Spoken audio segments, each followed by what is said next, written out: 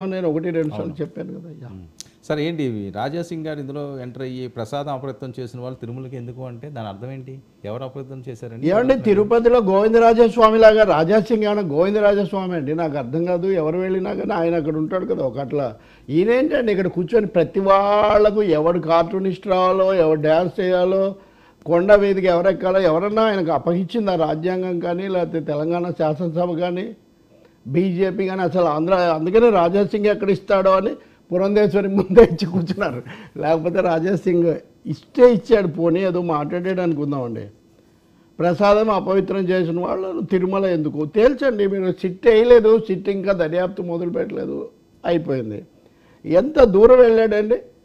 హిందువులు ఏకమై చంపేస్తారా? చంపేయరు. హిందువులు రాజాసింగ్ లాంటి వాడు అంత ఆ విధమైనటువంటి దురహంకారానికి, ఒక విధమైన మతోన్మాదానికి, హింసా ప్రవృత్తికి లోబడరు. తప్పకుండా వాళ్ళు ప్రశాంతంగా ఉండాలి, భక్తిని కాపాడుకోవాలని కోరుకుంటారు. కానీ తమ ముఖ్యమంత్రులను, మాజీ ముఖ్యమంత్రులను, లేకపోతే శాసనసభ్యులను వాళ్ళని ఏదో చంపేసే కార్యక్రమాలు వాళ్ళేం పెట్టుకోరు. వేయండి, నిజంగా చాలా దారుణం. ఈ పందులు కానీ వేరే వేరే జంతువులు మొత్తం వాళ్ళ నెయ్యి కలుపుతున్నారు. ఆ మాట విని చాలా మంది బాధపడుతున్నారు. అసలు ఎంత పాపిష్టుడు కూడా ఈ ప్రపంచంలో ఉంటారా అని ఒక చర్చ నడుస్తుంది.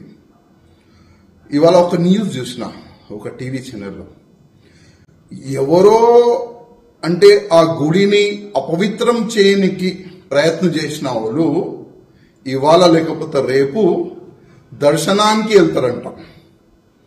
అంటే ఎంత మీరు ఘోర పాపం చేసిన తర్వాత కొద్దిగా మీకు సిగ్గులేదా? మళ్ళా మా తిరుపతి దేవస్థానం, మా దేవుడికి దర్శనం చేయడానికి మీరు వెళ్తారా? మా దేవుడి పైన మీకు నమ్మకం లేకపోతే మీరు ఎందుకు ఈ షోపుటప్ రాజకీయం చేస్తున్నారు? ఎందుకు ఈ షోపుటప్ గా మీరు దర్శనం చేయడానికి వెళ్తున్నారు? నాకు అర్థమైతే లేదు.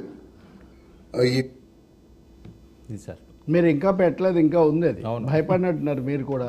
అసలు ఈ మా దేవుడు ఏంటండి? రాజాసింగ్ దేవుడు, ఆ వెంకటేశ్వర స్వామి నాకు అర్థం కాదు.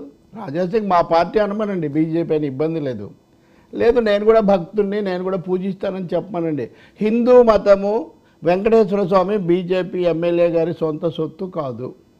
ఈ దేశంలో ఉన్న 80% మందిగా ఉన్నటువంటి బహుశా ఒక 100 కోట్లకు అటు ఇటు ఉంటుంది జనం వాళ్ళది. కానీ ఒక ఆయన వచ్చేసి ఇవి ఆయన కనుక ఆయన దగ్గర ఆధారాలు నిర్ధారణ ఉంటే కోర్టుకు వెళ్ళమనండి. ఎవరు కాదంటారు? శాసనసభ్యుడు కూడా అధికార పార్టీ కేంద్రంలో.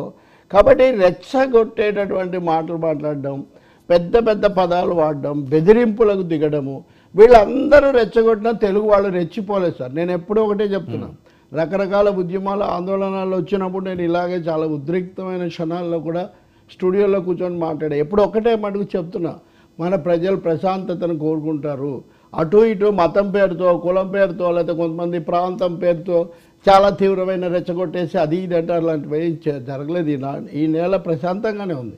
వీళ్ళు విద్యుత్ శక్తి ఉద్యమం చేస్తారు, వీళ్ళు విశాఖపట్నం కోసం పోరాడతారు, లేకపోతే వీళ్ళు ఇంకొక జీవనోపాధి కోసమో, సమస్యల కోసమో, లేదా మహిళల గౌరవం కోసం పోరాడతారు. కానీ రెచ్చగొట్టే ఆందోళనలకు మటుకు వీళ్ళు తలబొగ్గరు. సో వారన్న ప్రమాదం నాకేం లేదు.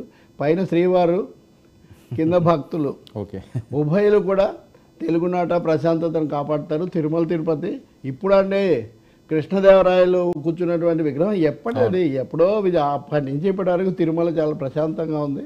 చాలా ప్రయత్నాలు చేశారు, చేస్తున్నారు. నేను అనుకుంటాను ప్రశాంతతను కాపాడుకుంటారని భావిస్తున్నా. సిట్ వేశారు,